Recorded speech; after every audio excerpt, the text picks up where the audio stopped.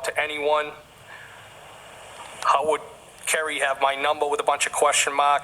And the defendant responded, Melissa had it. Now, as far as in those communications, the reference the defendant makes to the Melissa and Vito show, do you know what that means? The two individuals that I also know from the hillside. And the Kerry person that she refers to, do you know who that is? I believe that's Kerry Curran, Chris Curran's wife. So I'm going to revisit something, a controversial perspective, because that's what I like to do. I'm going over the texts in this case. I'm looking specifically at the texts between Karen and Brian Higgins. And from other trials that I have watched, many times when people are talking through texts, they use a lot of code words. We're going to talk about this a little bit. I'd prefer weed whacker. I responded, that's the thing about nicknames. Defendant said, we were tossing around the idea of a short vacay with the Curran show, wanted to see if you were game. I responded, you don't have a say. And I believe I was referring to nicknames. And I said, vacation where?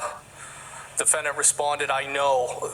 They need to happen organically. I'm the queen of nicknames. Was just going to rent a beach house in, I believe it was supposed to say Fort Lauderdale. It's abbreviated. Something quick and easy. I said, Defendant responded, I'm the queen of vacays too. Always a good time. I responded, I'm going to Nashville next month, 19 to 21st, for a benefit. One of our guys got shot in the head.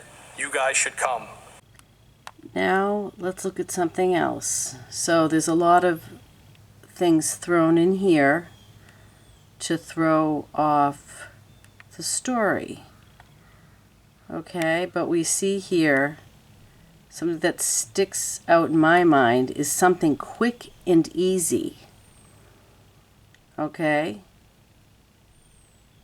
It says, above that says, they need to happen organically.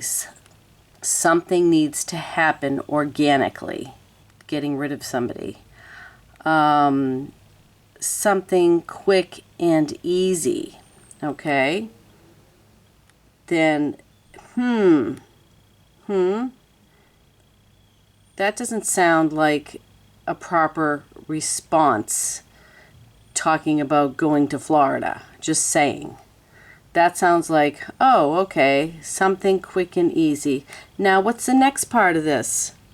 One of our guys got shot in the head. You guys should come. So he says, one of our guys got shot in the head. You should come. I mean, it's just so cold and callous. Like, oh, we're gonna have a great time. They were talking about quick and easy. Were they talking about shooting John in the head? That would be quick and easy. Then we go back to it needs to be organic. So when you watch conspiracy crime, this is what people do. They use codes. They both know what they're talking about. And it's up to us to read in between the lines. Then they have this weird picture of a guy with a weed whacker. No, you're not a creep. Okay, so let's see what this is all about. Photograph of somebody with a weed whacker. The defendant said, no, you're not a creep. I said, nope. She said, you're kind of a loner, which I used to be. I responded, no, not really. I have a ton of buddies, but I only let a handful of friends in that I'm tight with. So you think you got me figured out? And then I typed circle of trust in quotes. Then there's a bunch of stupid conversations about, oh, I didn't say loner, I didn't say loser, I said loner. And then this weird exchange. I know you date girls who don't lock the house behind them, and you are private and observant. What does it have to do with him saying his father died of cancer? To me, again, it's throwing out little bits of information that people are going to leave a door open. Something like that. I'm not sure. Then they talk about how life is hard, but losing people is the hardest. And then they talk about we chat, which is weird. And you and I chatted about the girl who keeps forgetting to lock the door. Oh, I mean, it's just such a weird exchange. You know, it just makes me think that could this potentially be code? It says, oh, she has been out of play for 3 months now. Is she really John? Is she talking about John and that John doesn't lock the door? Who is she talking about? And why were they having a conversation and then saying we've been out of play? She's been out of play for 3 months now, which makes me think things haven't been going the right way in the relationship for at least 3 months now. Then Higgins said that he was invited out on Saturday night. What'd you say? Mr. Elusive. He says, I don't want to intrude on your couple's night. Again, like invited to what? Invited to go bump off John? So there's that. And here they're talking about it's all about a Patriots game party that they were in, that he was invited to, supposedly. And it says, Karen, right here, Karen says, I'm inviting you. We'll probably do cards or something at some point. What does that mean? They're there to watch a football game. What does cards mean? Are they going to be playing cards as well at some point? I just feel like they're saying or something at some point is also very strange. So then at this party, she says John says that Brian is being wishy-washy and don't be so anti-couples. And then Karen says, stop being anti-couples. Most couples don't even like each other. Okay. Then Higgins says, name a few. Name a few. I don't know all of them.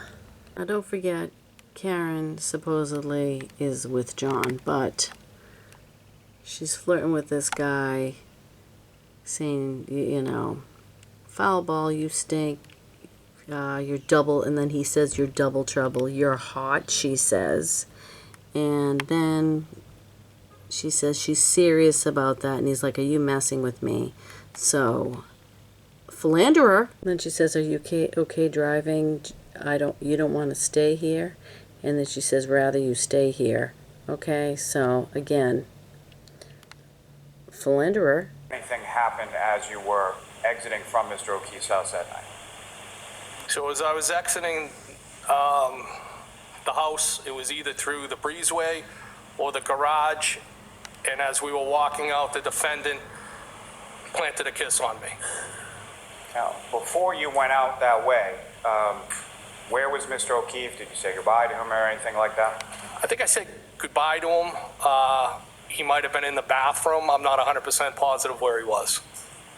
And when you went to leave, which exit from the house were you headed to initially? Well, as I said, I don't remember exactly if it was the breezeway or the garage I was starting to walk through, but whichever way I started to exit, the defendant told me to go a different way. And which way did the defendant tell you to go? Well, her way.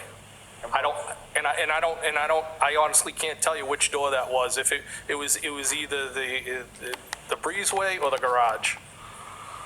And as you were going out, again, I'm sorry, what happened? The defendant kissed me. And how did she kiss you? Not like a friend. So I'm in the blue bubbles, and I said, I think you're messing with me. The defendant said, why do you think that? I responded, because this is so out of left field. Where did these feelings come from? Defendant responded, I just think you're like me. I said, meaning? Question mark. Defendant said, do you have your own kids? I said, I have no kids. How am I like you? Question mark. Hello? And defendant responded, aren't we alike? I responded, I think so. So why did you get my number and reach out to me? And I think the defendant put a question mark on that bubble, I believe. Now, once again, we have Karen sort of playing games and being cryptic. It reminds me of the interaction when she says she's going out drinking, and John said, "Why are you telling me you're going out drinking?" This guy is asking, "Why are you coming on so strong? You weren't before." So to me, I think it's manipulation, and I think it's a setup. Is she just using this guy to make John jealous, or is there something else going on? Well, the extent of the actual communication via text between the defendant and I was between January 12th and January 29th when John passed. On the 28th and 29th, the 28th, I sent a text, as we spoke about before when we were at the waterfall. That text didn't respond. There was a text sent by the defendant to me the next day. So in that time period between the 12th and the 29th, there was 9 days that the defendant and I exchanged text messages. With that being said, those text messages, I don't believe, were every day, consecutive days. There was 9 days in between the 12th and the 29th. So as far as that questioning, as far as posing to her, why did she reach out to you? Was that something that you asked once or more than once?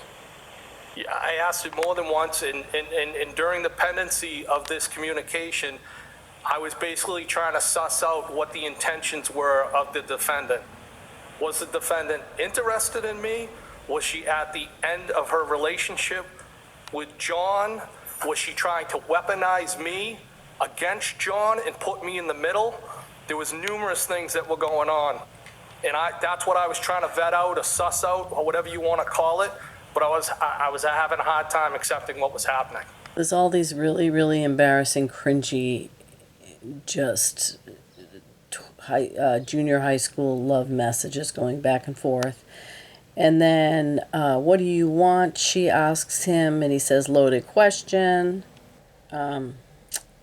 What do you want? I asked you. Nope, you initiated this. Oh, I know you are, but what am I? I mean, it's just so cringy. And she talks about how she doesn't have kids, and we can do whatever we want. And then he says to her, they're going back and forth, and she's saying, where are you? And she has a house near Canton, and he says, I want to know what you have in your mind. Because he doesn't know what the heck's going on with these ridiculous texts from her. What is she really up to here? I responded, oh, I feel like you're not really saying what's on your mind. Defendant said, come over my house. I responded, when? Question mark. Defendant said, when works for you? I said, whoever, and then whenever, when works for you? Question mark. The defendant said, I asked you first. I responded, I think you're messing with me. Defendant said, I'm glad you came over tonight, with some type of face. I responded, me too, ball's in your court. What do you want, Karen? You look great tonight. And then, is this like a setup where she's like, we kissed, right? Like asking him, like, obviously he knows that they kissed. So why is she putting this into text? And then saying that she's selling her house, and the whole thing just seems like some sort of a weird, preconceived setup to throw everybody off. I think this whole thing was premeditated by her hitting him or having people beat him up. And then she's talking about how she wants to get closer to the water and saying that he hooked up with another girl on vacation. It was proven that that didn't really happen. But it's a perfect way to get somebody on her side. You know, like, feel bad for me. He's the one who cheated on me. I'm the good guy. He's the bad guy. And then he's sort of thrown off by things that she's saying and asking her why she's not being clear. And he says, you're kind of getting defensive. And then, she says, "You call me trouble. That makes me sound so bad. No, I'm just playing with you. You weren't, but that's okay." I mean, again, ridiculous. He says, everybody seemed happy, and but she doesn't want to talk about it. It's too complicated because of the kids. She doesn't want to be a parent. She doesn't want to take care of kids. And saying that the only reason why he's doing it is because he loved his sister, which, well, that's nice. It just wraps up her whole foolishness. She doesn't think that there are other girlfriends.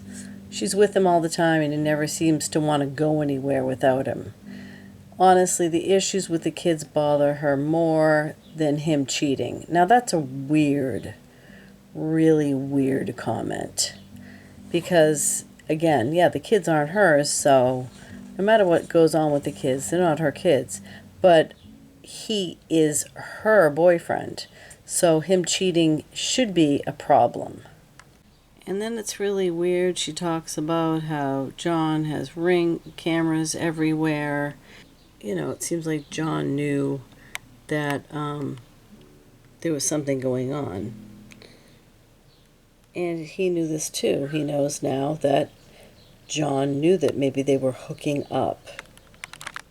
And, so now Higgins is nervous, and he's like, "You planted one on me." And she's like, "I know where the cameras are. Anyway, duh. So your slick move isn't on there?" Of course not. I think that really just wraps up the whole case here. Her slick move isn't on camera. Of course not. Then Karen writes, "I know what happens when you invite someone over for a drink. Yeah, you have a drink and a meal, and you have nice conversation, and then you go home, not drunk." And then he says, "You're the master of avoidance, so you think I would just give it to you? Give it up." She's a stalker. And then talking about weird. "I'm not talking to any other guys, and I have issues with John, and things are far from perfect. You just happen to know about him because we all hang out at the same bar." So why is she telling him how he knows him? Again, this seems very premeditated. She's setting up some sort of a narrative, explaining how they would know each other. Very strange. And he even feels like it's strange, and he says, "Was that your attempt at a lecture or deductive reasoning? What do you want from me?" She is such a game player. Any sexual relationship, anything at all between yourself and the defendant? Absolutely not. In referring to at my residence when she stopped by, it was just, I was very uncomfortable, and it was just an uncomfortable situation. Just a weird vibe. Then she says, "I was at the Hilly all weekend." What was going on at the Hilly, whatever that is? And then she says her phone works, and then kind of ghosts him. And then out of the blue, which really, at Saturday 11:54 a.m., sends "John died." Why'd she send that to him? Just seems strange that he would even be on her radar. Okay? That is not normal behavior. They're not that close. Just saying. So I'm going to speed this up just a little bit. Okay? This is the final messages to John by Karen the day before he died, where he's clearly telling her, "Please leave me alone." But she's relentless. Ms. Reed says you starting a number of fights from your end. John, and that's at 2:33. At 2:33, John writes back, "I've explained it a few times already, not doing it again." How does the defendant respond to that? "So you're not into this anymore." And then John says, "Not into fighting all the time, correct?" That's at 2:34 p.m. If I could turn your attention to the top of 12. Yes, 2:34, Ms. Reed says, "If you tell me you're interested in someone else, you will never hear from me again. You can have all the space in the world." John writes back that there's no content at 2:34. And then at 2:34, she says, "Then stop starting with me." How does Mr. O'Keefe respond to that? At 2:34, he writes back, I'm not answering, stop calling. And if you could, if I could turn your attention to top So, of page 13. Ms. Reed says, can you please answer after how you treat... so she says, stop starting with me when he doesn't respond to her. And it's funny because I feel like the defense throws in comments like that, questioning people, like, oh, the person on the stand will answer the question, and they'll say, what, do you don't feel like answering this? Even though they just answered it, but hoping that that bit of drama might stand out in the jury's head, that this is a difficult person on the stand, maybe not somebody to be taken seriously. So I kind of feel like the same strategy, like stop starting with me. It's like he's telling you he doesn't want to talk to you. treated me earlier. John responds back at 2:35, Kaylee is right here. Ms. Reed says, you're starting a rage with me out of nowhere, and then you tell me you're sick of fighting with me at 2:35. And she writes at 2:38, I'm going to grab a drink in a bit. If I could direct you to the top of page 14, sir. She says, can you answer please at 2:38? He writes back at 2:39, no, Karen, not sure why you need to announce that you're going drinking. Have fun. Okay, to me that's huge. Okay, when finally she realizes, she says that you're not into this, and he doesn't answer her, and then she says, stop starting with me, and then he says, you know, he's with either the kids or his father or whatever, like, stop bothering me, I don't want to talk to you. Then all of a sudden, I feel like that was the time, if I was building a case on this, that she decided, yeah, we're going to go ahead with the plan, and we are going to meet for drinks, and I'm going to have my thug friends beat you up and kill you. I mean, there's a motive there. She's angry at him. She thinks he's cheating. She feels like she's been used, and she wants revenge. So let's just look at the rest of this. So he's saying right here, why are you telling me you're going out for drinks? It's very strange. It comes off very strange, like she's trying to lure him out. So he doesn't want to talk to her. He says, go have fun having drinks, I really don't care. And then she says, Karen writes back at 2:40, seeing if you want to meet me later, can you please call me right after that? Again, if I could direct you to the top of page 15. John writes back at 2:40, have to take him to the doctor, he has practice. Ms. Reed writes back, yeah, 5 minutes. John writes back at 2:43, my father just walked in. Karen writes back, okay, can you please call me for 2 minutes? At 2:44. The top of page 16, sir. 2:44, John writes back, not right now. Karen writes back, I'm there when anyone else needs me at 2:44. 2:46, yes, John, you gave me utter grief this morning. I'd like you to call me for a minutes. And the last one from that page, sir. Yeah, 2:47, I've been trying to get over the hump with Iz arguing. so he doesn't want to talk to her, and she keeps on calling him and bothering him and texting him, and he has no interest. Now, at the same time, she's coming on to this Higgins guy and sending him texts and trying to have him come over, and he's very uncomfortable by the situation. Even though he's interested, he's uncomfortable. And then so what's her angle here? Does she really want to get back together with him, or does she want to take him out? I feel like she wants to hurt him, either by getting involved with the Higgins guy, who's just being used. She doesn't really care about his feelings, the way she's like stalking him down, getting his phone number and things. And then you have this situation where John's trying to get away from her, and she's like, oh yeah, please go out. Now, we don't know how he ended up going out, or was he already out and then she just knew where he was and showed up, and then on camera, because if you remember, she says, I know where the cameras are. On camera, she goes up and, can't keep her hands off him, which, is she that crafty? Is she setting this whole situation up? And what happened after that? When they left, did she have him beat up? Or more boring story did she back up over him. He bends over to vomit with his glass in his hand. The glass smashes the light first. He gets hit, glasses all over the place.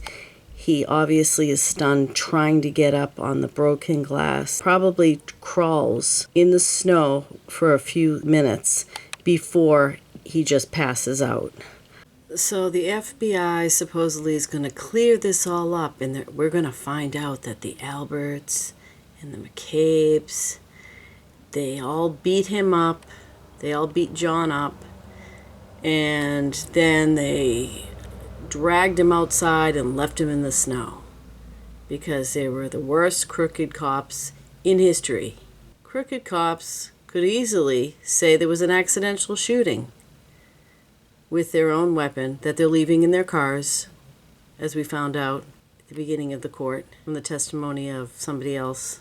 Or, he could have just been accidentally hit by a car, one of their own cars, because they did, and they could have covered it up quite easily. Oh, he was accidentally hit, we didn't see him. But no, they have to make up this elaborate story that he was beaten up, and then imagine they just left him out in the front lawn to be found the next day, or who knows how long it was going to take. If Karen didn't come back, who knows how long he was going to lie there in that snowbank, and they would have just carried on and pretend nothing happened. Let's use our common sense, folks, okay? Let's use our common sense. Karen had a motive. Whenever somebody dies, in most cases, it's murder. First person you look at is the spouse, or the boyfriend, or the girlfriend, and usually you'll find that's who did it. So if we look at the laws of probability, and we look at motive, and we look at what makes most sense, that's what makes most sense to me. People love the conspiracy angle. I've heard so much nonsense about, it's the Boston mob, or what did John O'Keefe know? It's like John O'Keefe didn't know anything. Didn't really care. Was a pretty busy person, it seems like. His family was pretty active. As Karen said, the Saint of Canton. And the only person that had motive to kill him was the jealous girlfriend. So that's all I'm going to say for today. And so here we are. This is just another low-budget rant on a low-quality camera from a warped reality. So she's having a great time.